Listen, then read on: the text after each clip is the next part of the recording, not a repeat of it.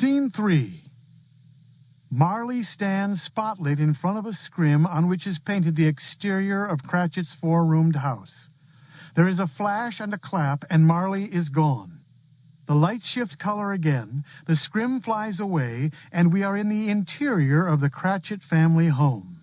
Scrooge is there with the spirit present, watching Mrs. Cratchit set the table, with the help of Belinda Cratchit and Peter Cratchit. A baby pokes a fork into the mashed potatoes on his high chair's tray. He also chews on his shirt collar. What is this place, Spirit? This is the home of your employee, Mr. Scrooge. Don't you know it? Do you mean Cratchit, Spirit? Do you mean this is Cratchit's home? None other. These children are his? There are more to come presently. On his meager earnings? What foolishness. Foolishness, is it? Wouldn't you say so? 15 shillings a week's what he gets. I would say that he gets the pleasure of his family 15 times a week times the number of hours a day. Wait, Mr. Scrooge, wait, listen and watch. You might actually learn something. What has ever got your precious father, then? And your brother, Tiny Tim? And Martha warn't as late last Christmas by half an hour. Martha opens the door, speaking to her mother as she does. Here's Martha now, Mother. She laughs.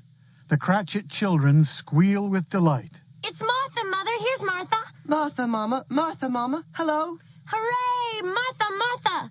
There's such an enormous goose for us, Martha. Why, bless your heart alive, my dear. How late you are. We'd a great deal of work to finish up last night, and had to clear away this morning, Mother. Well, never mind so long as you are come. Sit ye down before the fire, my dear, and have a warm. Lord bless ye. No, there's Father coming. Hide, Martha, hide. Martha giggles and hides herself. Where? Here? Hide. Not there. Martha is hidden. Bob Cratchit enters carrying Tiny Tim atop his shoulder. He wears a threadbare and fringeless comforter hanging down in front of him. Tiny Tim carries small crutches, and his small legs are bound in an iron frame brace. Merry Christmas! Merry Christmas, my love. Merry Christmas, Peter. Merry Christmas, Belinda. Why, where is Martha? Not coming. Not coming? Not coming upon Christmas Day? Pokes head out. Oh, poor Father. Don't be disappointed. What's this? 'Tis I. Martha. They embrace. Martha! Tiny Tim. Tiny Tim is placed in Martha's arms. Belinda and Peter rush him off stage. Come, brother, you must hear the pudding singing in the copper. The pudding? What flavor have we? Plum. Oh, Mother, I love plum.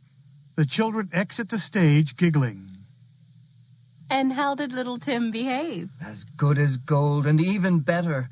Somehow he gets thoughtful sitting by himself so much, and thinks the strangest things you ever heard. He told me coming home that he hoped people saw him in the church because he was a cripple, and it might be pleasant to them to remember upon Christmas Day who made lame beggars walk and blind men see. He has the oddest ideas sometimes, but he seems all the while to be growing stronger and more hearty. One would never know. Here's Tim's crutch on floor outside door. The goose has arrived to be eaten. Oh, Mama, it's beautiful. It's a perfect goose, Mother. To this Christmas goose, Mother and Father, I say, hurrah, hurrah! Copying Tim. Hooray! The family sits around the table. Bob and Mrs. Cratchit serve the trimmings quickly. All sit. All bow heads. All pray. Thank you, dear Lord, for your many gifts, our dear children, our wonderful meal, our love for one another, and the warmth of our small fire.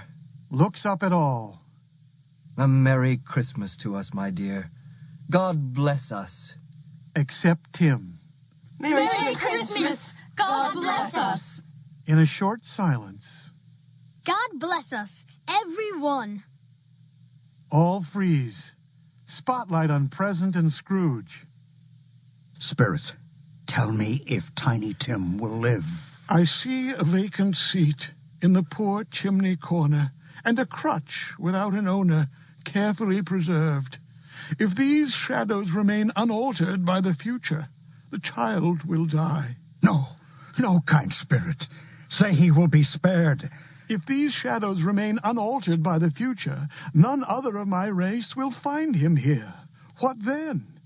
If he be like to die, he had better do it and decrease the surplus population.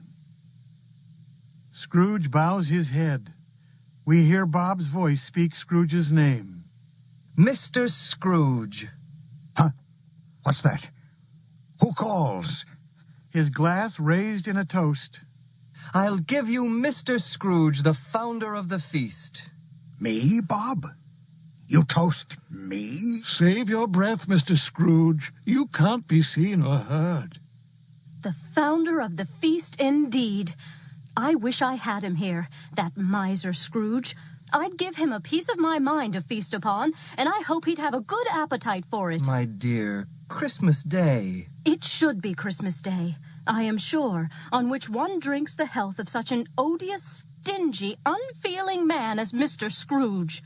Oh, Spirit, must I? You know he is, Robert. Nobody knows it better than you do, poor fellow. This is Christmas Day, and I should like to drink to the health of the man who employs me and allows me to earn my living and our support, and that man is Ebenezer Scrooge.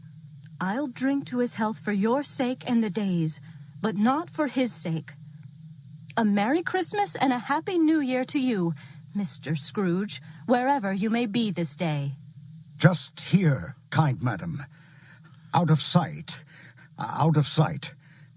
Thank you, my dear. Thank you. Thank you, Bob. And Mrs. Cratchit, too. No one else is toasting me. Not now. Not ever. Of that I am sure.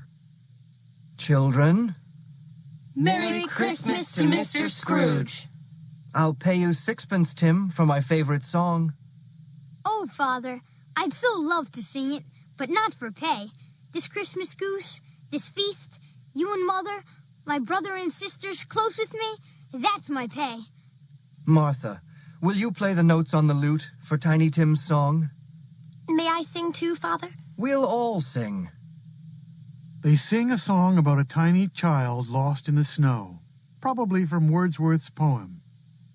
Tim sings the lead vocal. All chime in for the chorus. Their song fades under as the ghost of Christmas present speaks. Mark my words, Ebenezer Scrooge.